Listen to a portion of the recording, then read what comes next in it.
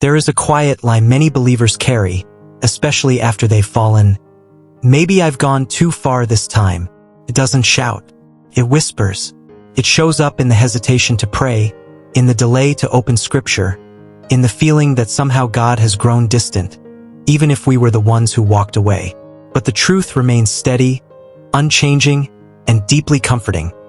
God has never moved. The distance we feel is not because He withdrew His love, but because we loosened our grip on His presence. The journey back to God is not about earning His love again. It is about returning to it. And the path is not complicated, though it is not always easy. It is built on small, consistent steps. A prayer when you don't feel like praying. Opening the Word when your heart feels numb. Choosing obedience when your emotions resist. Consistency may not feel powerful in the moment, but it is what rebuilds intimacy with God. Diligence is what protects that intimacy over time. A life fulfilled, a life that feels steady, purposeful, and deeply rooted, is not found in fleeting moments of passion. It is found in daily faithfulness. This is the story of someone who once knew that light, lost it, and found his way back again. The story: Ethan used to wake up before the sun, not because he had to, but because he wanted to.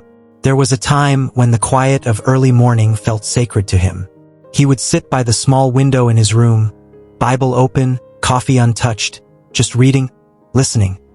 Sometimes not even saying much, just being there. Back then, everything felt clear. Not easy, but clear. He knew who he was. He knew where he was going. He felt God in the ordinary moments, in the stillness, in the silence between prayers. And then slowly he stopped. It didn't happen all at once. First, it was just one missed morning. "I'll pray later," he told himself. Later never came. Then it became 2 days. Then a week. Then he stopped noticing altogether. Life got louder, busier, more demanding, more distracting. And somehow, without a dramatic moment, the fire that once burned so naturally in him faded into something faint, something he could barely recognize. Ethan didn't wake up one day and decide to walk away from God. He just stopped walking with Him. First, nothing seemed wrong. In fact, things felt fine. He was still working, still hanging out with friends, still laughing, still moving forward. If anything, life seemed easier without the discipline he used to hold himself to. No early mornings. No quiet convictions interrupting his choices.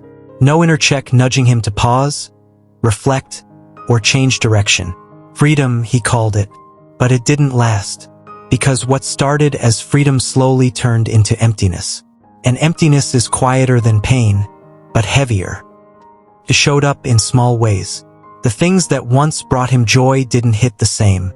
Conversations felt shallow. Success felt temporary. Even rest felt restless. At night, when everything slowed down, there was this weight. A subtle awareness that something was missing.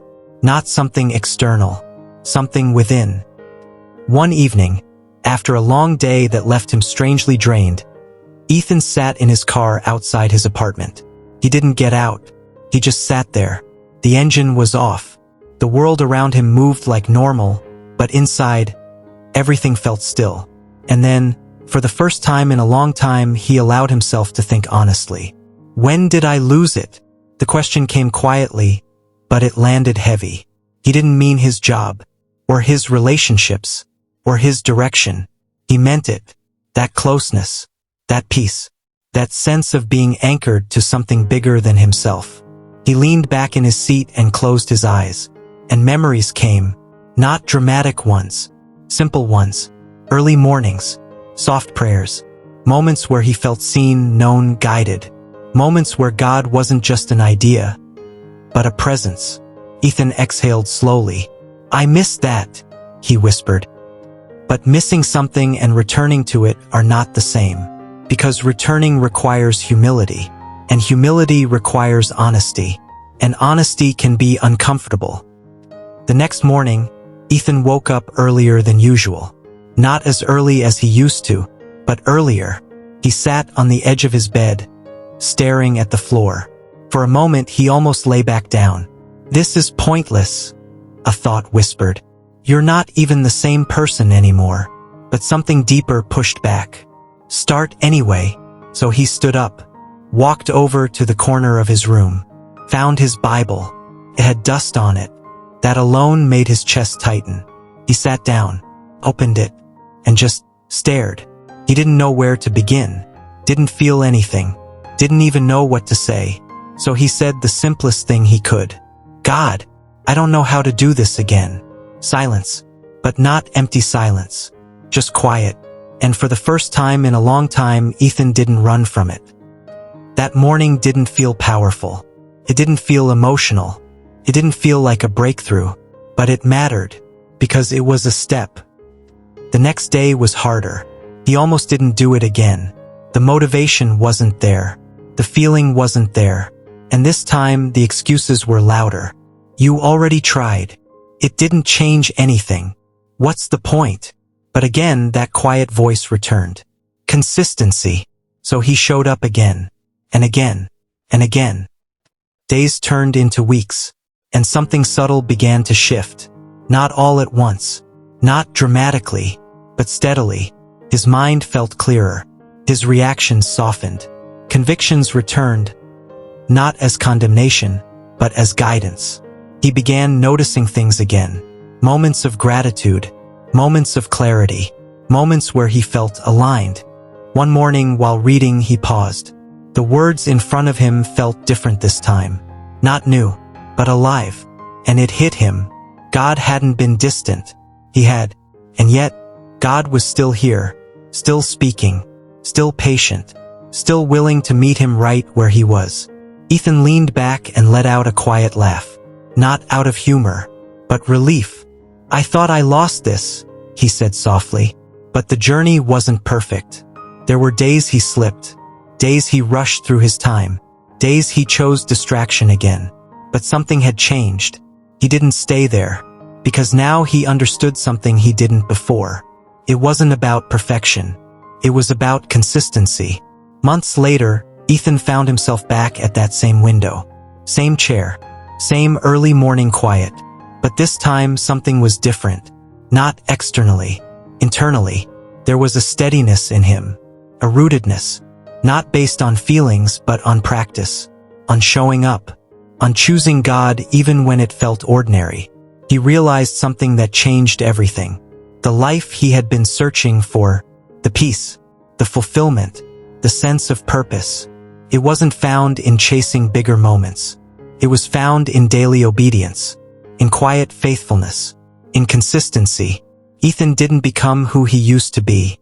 He became stronger, wiser, more aware of how easily he could drift, and how important it was not to.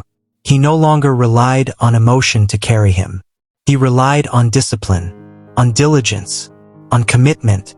One morning, as the sun rose and light filled the room, he closed his Bible and sat quietly. There were no dramatic words, no overwhelming emotions, just peace. Deep, steady, unshakable peace. And in that moment, he understood something clearly. The way back to God is the way forward in life. Not just spiritually, but in everything. Because with God, life had meaning, direction, purpose. Without him, everything eventually felt empty. Ethan smiled softly. Not because everything in life was perfect, but because he knew where he stood. He was no longer drifting. He was anchored, and he knew how to stay that way, not through bursts of passion, but through consistency, through diligence, through choosing every single day to walk with God again. If you feel like Ethan did, distant, disconnected, unsure how to return, start small. You don't need a perfect prayer. You don't need a powerful moment. You just need to begin. Show up, even when it feels quiet, even when it feels ordinary, because consistency builds what emotions cannot sustain. And the life you're searching for is found in walking with God daily, not occasionally, not emotionally, but faithfully. And that path always leads you back home.